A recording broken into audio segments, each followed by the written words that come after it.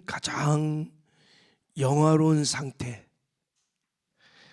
가장 높아진 상태, 가장 존경받는 상태, 가장 인정받고 사랑받는 상태, 그 상태를 우리는 영광이라, 이렇게 영광스럽다, 영광이라, 이렇게 이런 면에서 모든 사람은 다 저를 포함하여 여러분들 다 이 영광을 추구하며 살아가고 있는 것입니다. 인간이 받을 수 있는 가장 영광스러운 상이 무슨 상일까요? 노벨상이라는 게 노벨상. 그래서 그 상을 시상하는 받는 사람은 영광스럽다 그래. 올림픽 가서 금메달을 따면 최고 일인자 아니겠습니까? 금메달을 딸 때 영광스럽다 그래. 적과 싸움에서 승리하고 돌아오는 개성장군을 모든 사람이 막 칭송하고 높이고 그럴 때 영광스럽다고 말을 합니다. 이렇게 사람들은 이 땅에 사는 동안에 높아지고 높아져서 모든 사람부터 인정받고 존경받고 사랑받는 영광을 추구하며 삽니다. 근데 오늘 본문 말씀을 이렇게 보면 이런 세상 영광과 전혀 다른 하나님 나라의 영광이 나옵니다. 예수님이 추구하셨던 영광입니다. 예수님이 십자가를 통하여 큰 하나님 나라의 영광이 나타났습니다. 이 영광은 우리 모든 그리스도인들이 이 땅에 사는 동안에 추구해야 할 영광인 줄 믿습니다. 어떻게 하나님의 영광이, 하나님 나라의 영광이 나타나는지를 오늘 예수님은 본문 말씀을 통해서 우리에게 말씀해 주십니다. 자, 우리 한번 이제 말씀을 한번 상고해 볼게요. 그 12절 말씀을 보면 예수님께서 스가랴서 9장 9절에 예언한 대로 나귀를 타고 영광스럽게 예루살렘 성을 입성을 합니다. 이때가 유월절을 며칠 앞두고 있을 때예요. 자, 우리 한번 12절을 읽겠습니다. 시작. 그 이튿날에 명절에 온 큰 무리가 예수께서 예루살렘으로 오신다는 것을 듣고, 그 이튿날 명절에, 이 명절은 유월절입니다. 유월절. 이제 유월절 날 예수님이 십자가에 못 박혀 죽어요. 유월절 큰 무리가 예수께서 예루살렘에 오신다는 것을 듣고 모였어요. 예수님의 소문을 듣고 모이기도 했지만 유월절 날이기 때문에 모인 거예요. 보통 유월절 날 예루살렘에서 잡았던 양이 보통 한 18만, 20만 정도, 많게는 25만까지 잡기도 한대요. 그러면 여러분, 한 가족이 한 마리를 잡았다고 하면 얼마나 많은 사람이 모였겠어요? 막 100만, 150만 막 이렇게 유월절 날. 여러분, 이 본문을 이해하려면 그걸 상상하면서 이제 본문을 보셔야 돼요. 어마어마한 인원들이 지금 예루살렘 성과 주변에 막 모인 거예요. 막 엄청난 사람이 모였어요. 자, 그리고 이들이 유월절 날 명했단 말이죠. 유월절 날. 유월절은 어떤 절기냐면 애굽의 그 압제로부터, 애굽의 복종으로부터 해방된 날을 기념하는 거예요. 애굽에서 이스라엘 백성이 출애굽한 것을 기념하는 거예요. 그래서 유월절 날 모인 많은 사람들의 기대와 소원이 뭐냐면, 과거 우리 조상들이 애굽 압제에 있었던 것처럼 지금 로마의 압제 안에 지금 있거든요. 그래서 하나님께서 모세와 같은 지도자들을 보내셔서 이 유월절을 통해 이 로마의 복종, 로마의 압제로부터 우리를 해방시켜 줄 메시아를 기다리고 있는 거예요. 그런데 예수님께서 바로 그 스가랴서에 예언됐던 그 메시아의 모습을 가지고 등장했단 말이죠. 그러니까 막 예수님을 왕으로 이제 막 섬기는 거예요. 100만이 넘는 많은 사람들이 지금 보세요. 3절을 한번 읽어보겠습니다. 3절 시작. 종려나무 가지를 가지고 맞으러 나가 외치되 나 단송하리로다. 주의 이름으로 시는 이 곧 하더라. 야, 우리를 해방시켜줄 이스라엘의 왕이 드디어 나타났다. 로마의 압제로부터 우리를 해방시켜줄 메시아가 왔다. 팍 호산나 호산나 하면서 예수님을 팍 높인 거예요. 하여간 분위기로 보나 기세로 보나 숫자로 보나 절기가 또 6월절이고 그러니까 막 기대가 막 하늘을 찌르고 있었던 분위기입니다. 이제 드디어 우리가 해방되는구나. 자, 19절에 보면 바리새인들조차도 거기에 동의를 하고 있었어요. 19절 한번 읽어보겠습니다. 시작.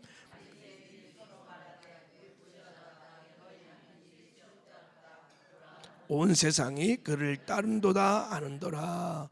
온 세상이 이제 예수님을 따르는 거예요. 드디어 메시아가 와서 이제 우리가 그렇게 바라고 기대하는 영광을 나타낼 것이다 하고 그렇게 기대를 한 것입니다. 그리고 예수님도 동일하게 말씀을 하셨어요. 자, 23절 시작. 예수께서 대답하여 이르시되 자기 영광을 얻을 때가 왔도다. 예수님도 인자가 영광을 얻을 때가 왔도다. 그러니까 이제 백성들의 반응들, 예수님의 말을 들으면서 백성들이 이렇게 생각한 것입니다. 야, 그동안 이제 예수님께서 3년 넘게 주로 변방에 있어서 죽은 듯이 조롱받고 멸시받고 주로 변방에서 살았습니다. 그러다가 드디어 때가 차니까 이제 중앙으로 오신 거예요. 예루살렘에 오셔서 이제 세상의 권력들을 다 꿇고 로마로부터 우리를 업제해서 해방시켜 주시고 또 헤롯 왕, 그 로마의 앞잡이 헤롯 왕을 다 굴복시키겠다. 드디어 왕이신 예수님 우리를 통치하는구나. 할렐루야 하고 막 기대가 충천한 것입니다. 이 분위기를 이해할 수 있겠죠? 예. 그래서 이들이 막 난리가 난 거예요. 자, 이럴 때 이들의 기대와 전혀 다른 말씀을 예수님이 하셨습니다. 자, 우리 24절, 25절을 읽겠습니다. 시작. 내가 진실로 진실로 너에게 이르노니 하늘의 밀이 땅에 떨어져 죽지 아니하면 하늘 그대로 있고 죽으면 많은 열매를 맺느니라. 자기 생명을 사랑하는 자는 잃어버릴 것이요 이 세상에서 자기 생명을 미워하는 자는 영하리라. 예수님이 영광을 얻을 때가 왔다고 선언한 다음에 나는 하늘의 밀알처럼 죽어야 한다. 자기 죽음을 지금 선포하고 있는 것입니다. 너희들이 요구하는 영광과 전혀 다른 하나님 나라 영광을 지금 주님이 선포하고 있는 것입니다. 내가 하늘의 밀알처럼 죽어갈 때 하나님의 영광이 나타난다는 거예요. 28절에 보면 아버지여 아버지 이름으로 영광스럽게 하옵소서 그랬더니 하늘의 소리가 나서 내가 이미 영광스럽게 하였고 또다시 영광스럽게 하리라 그랬어요. 하늘의 밀알처럼 죽어갈 때 여러분 밀알이 지금 땅에 떨어진 거예요. 죽으려고 썩어서 죽으려고 깨어지고 희생을 당하고 그래서 많은 열매를 나타나게 된다는 거예요. 바로 그 하늘의 밀알이 나라는 것입니다. 많은 사람을 살리기 위해서 내가 죽을 때 하나님의 영광이 나타나게 될 것이고 하나님 나라가 이 땅에 임하게 될 것이고 그 하나님의 영광을 인하여 너희가 살게 될 것이다. 이 말씀을 하시는 거예요. 여러분, 하나님 나라의 영광은 하나님의 미랄처럼 죽어갈 때, 썩어질 때, 낮아질 때, 버릴 때 하나님의 영광이 나타나서 많은 사람이 살아나는 생명의 역사가 일어납니다. 세상 영광은 반대예요. 내가 높아지면 높아질수록, 내가 올라가면 올라갈수록, 내가 움켜잡으면 움켜잡을수록, 내가 군림하면 군림할수록 그때 세상 영광은 나타나는 거예요. 굉장히 역설적이죠. 반대예요. 이 미랄 정신은 이런 것과 같아요. 여러분, 아프리카 사막에 가면 선교사들이 만들어 놓은 우물이 있습니다. 펌프 우물들이 있습니다. 죽음의 사막에서 우물은 생명과 같은 거예요. 어느 날 길을 가는 나그네가 펌프 우물을 발견했습니다. 그 옆에 마중물 바가지가 하나가 늘 이렇게 있는 거예요. 펌프 우물이니까 마중물 아시죠? 그죠? 물을 부어야 물이 올라오는 거예요. 사막은 다 그렇게 펌프 우물입니다. 지하에서 끌어올리기 때문에. 그 옆에, 마중물 옆에 이렇게 편말에 이런 말이 쓰여져 있어요. 이 마중물을 마시면 이 우물물을 영원히 마실 수 없습니다. 그러나 이 마중물을 펌프에 넣고 물을 퍼올리십시오.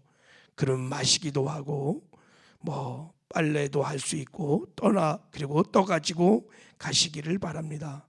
그리고 뒷사람을 위하여 반드시 마중물 한 바가지를 떠 놓으십시오. 그랬어요. 나그네가 그 편말을 보고 고민하고 갈등을 하기 시작했어요. 내가 지금 이 마중물을 먹으면 나는 살 수 있어요. 먹을까 말까. 근데 만약에 내가 이것을 부어서 펌프가 고장났거나 지하수가 끊어져서 물이 안 나온다면 나는 죽는 거예요. 고민. 근데 이 나그네가 마중물을 부었어요.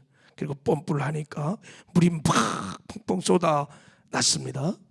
자기도 물을 먹고 마중물을 한 바가지 떠서 옆에다가 놓았습니다. 마중물은 큰 물을 끌어오르기 위해서 먼저 자신이 희생한 물입니다. 예수는 마치 마중물과 같은 분이십니다. 미랄의 정신이라는 것은 바로 이런 마중물과 같은 것입니다. 내가 죽어 다른 사람을 살리는 거예요. 예수님이 이 땅에 사는 동안에 그렇게 하늘의 미랄처럼 사셨습니다. 마중물처럼 사셨습니다. 그는 근본 하나님의 본체시나 하나님과 동등됨을 취할 것을 여기지 아니하시고 오히려 자기를 비워 종의 형체를 가지시고 사람들과 같이 되셨고 사람의 모양으로 나타나사 자기를 낮추시고 죽기까지 복종하였으니 곧 십자가의 죽으심이니라. 예수님이 하늘의 미랄처럼 십자가의 죽으심으로 여러분 하나님의 쉐케나 영광이 나타나서 우리가 여러분 죄사함을 얻었고 거듭났고 영생을 얻었고 하나님의 자녀가 되었고 천국 백성이 되게 된 줄 믿습니다. 바로 이 예수님의 마중물과 같은 하늘의 미랄처럼 죽어간 예수님의 죽음과 부활 때문에 거듭난 저와 여러분들은 어떻게 살아야 할까? 어떤 영광을 추구하며 이 땅에서 살아야 될까?